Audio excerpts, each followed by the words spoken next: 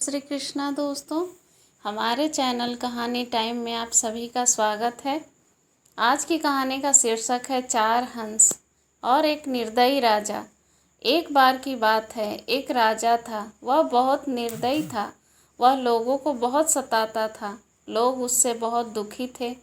उसके मन में जो आता था वह करता था। अपने वहम और मनमर्जी से उसने कई घर उजाड़ दिए थे।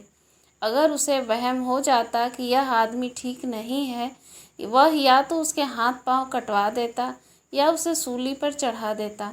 उसने इस प्रकार वहम में पड़कर किसी को फांसी पर लटका दिया, किसी को सूली पर चढ़ा दिया, किसी के हाथ पांव कटवा दिए, किसी को उम्र कैद की सज़ा दे दी, किसी को देश निकाला दे दिया और किसी किसी का तो सारा का सारा परिवार ही कोल्हू में पिलवा दिया। सारी प्रजा डरी सहमी हुई थी। परमात्मा की इच्छा। एक दिन राजा सुबह सुबह उठा और अपने बगीचे में टहलने के लिए चला गया। बगीचा महल के पास ही था। उसने देखा पश्चिम की ओर से चार हंस आए और आकर उसके महल के ऊपर बैठ गए। राजा का मन हुआ कि इन्हें करीब से देखा जाए। वह महल के करीब आ खड़ा हुआ, उन हंसों को देखने लगा। इतने में राजा क्या देखता है कि उन हंसों में से एक आदमी की आवाज़ में बोला, यहाँ पर है परंतु वहाँ पर नहीं। दूसरा कहने लगा, वहाँ पर है परंतु यहाँ नहीं। तीसरा बोला, यहाँ भी नहीं और वहाँ भी नहीं। फिर अंत में चौथा बोला, यहाँ भी है और वहाँ भी है। राजा उनकी बातें सुनकर बहुत परेशान हो गया। इतनी बातें करके हंस भी उड़ गए। राजा अपने महल में आया, परंतु उसे चैन नहीं आ रहा था। उसे हंसों की बातें परेशान कर रही थी। उसने तुरंत अपने वजीर को बुलवा भेजा। वजीर दौड़ता हुआ आया और आते ही कहने लगा, बताइए महाराज, मेरे लिए क्या आदेश है। राजा बहुत परेशान था। उसने वजीर को सारी बात बताई कि किस प्रकार चार हंस महल पर आकर बैठे और उन्होंने यह बातें कही और उड़ गए। मुझे समझाओ, इन बातों का क्या अर्थ हुआ। अब वजीर भी दुविधा में पड़ गया। उसे भी कुछ समझ में नहीं आ रहा था। वह राजा को क्या बताए। वजीर कुछ देर सोच विचार करता रहा और फिर अंत में बोला, महाराज, इसके अर्थ का पता तो पंडित जी से ही लग सकता है। वह अपनी विद्या के बल से इन बातों का भाव पता कर सकते हैं। मैं आज ही पंडितों को बुलवाकर आपके सामने उपस्थित करता हूँ। यह कहकर वजीर ने अपनी जान बचाई। राज दरबार सज गया। पंडित जी को बुलवाया गया। वजीर ने सारे दरबार में उस सारी घटना को विस्तार के साथ बताया जो राजा के साथ घटित हुई थी। पंडित जी को कहा गया कि वह अपनी विद्या से देखकर बताएं कि इन बातों का क्या भाव है। सारा कुछ स्पष्ट रूप से बताएं कि क्या यह अच्छे संकेत हैं या बुरे। पंडित जी ने अपनी सारी पुस्तकों को देखा, लाख यत्न किए, परंतु इन बातों के मर्म को न जान सके।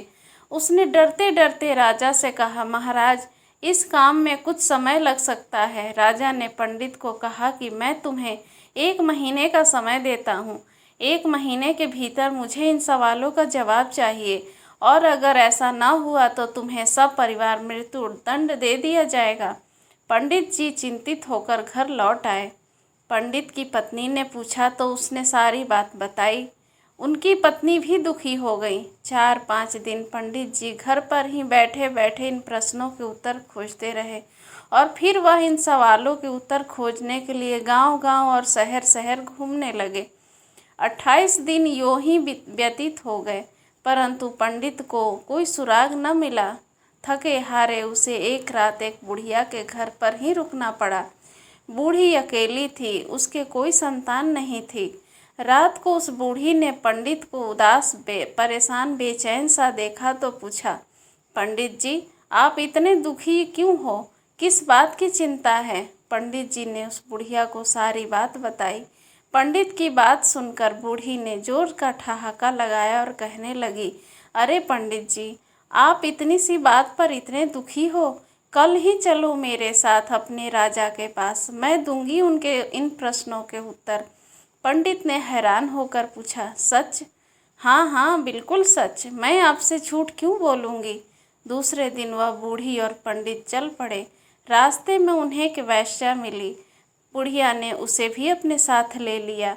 आगे चलकर उन्हें एक साधु मिला। बुढ़िया ने उसे भी अपने साथ ले लिया। कुछ और आगे गए तो उन्हें एक कंजूस सेठ मिला। उन्होंने उसे भी अपने साथ ले लिया।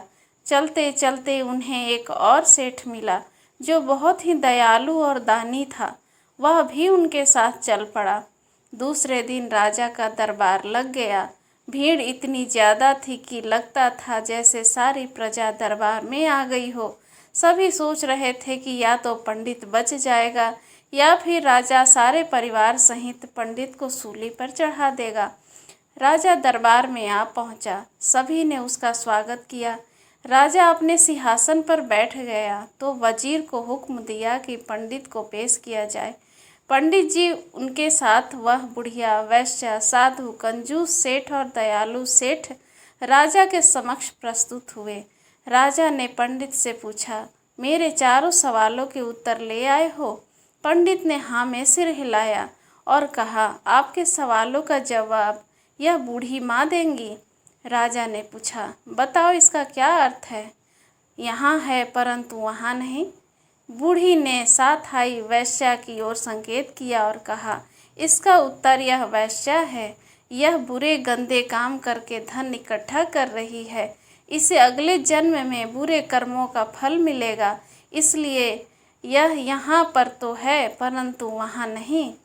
राजा ने दूसरा सवाल किया, वहाँ है परंतु यहाँ नहीं। बूढ़ी ने साधु को उठाया और कहा, महाराज, इसका उत्तर यह साधु है। इस जन्म में इसे कोई सुख सुविधा नहीं है। यह प्रभु भक्ति में लीन रहा, धन द्रव्य के चक्कर में न पड़ा, अच्छे कर्म करता रहा, इसलिए इसे इसके अच्छे कर्मों का अच्छा फल अगले जन्म में मिलेगा, इसलिए यह वहाँ है पर यहाँ नहीं। राजा ने तीसरा प्रश्न किया, अच्छा तो अब यह बताओ, यहाँ भी नहीं और वहाँ भी नहीं। उस बुढ़िया ने कंजूस सेठ को खड़ा किया और कहा, महाराज, इसका उत्तर यह सेठ है। यह न स्वयं खाते हैं और न ही दान आदि करते हैं। इनके पास धन बहुत है, यह उसका उपयोग नहीं करते, बस उसे बचाने और बढ़ाने की ही चिंता बनी रहती है, इसलिए न यहाँ है और न वहाँ है। राजा ने अंतिम प्रश्न किया, इसका अर्थ बताओ, यहाँ भी है और वहाँ भी है। बुढ़िया ने दयालु सेठ को आगे कर दिया। आपके इस प्रश्न का उत्तर यह सेठ है। यह खुले दिल से खाता है और खुले दिल से दीन दुखियों में बांटता है, उनकी सेवा करता है, दयालु है, धर्मपरायण है, दान पुण्य आदि कर्म करता है, इसलिए यह यहाँ भी है और वहाँ भी है। राजा की आंखें खुल गईं। उसने भी निर्दयता त्याग कर दयालुता को अपनाया।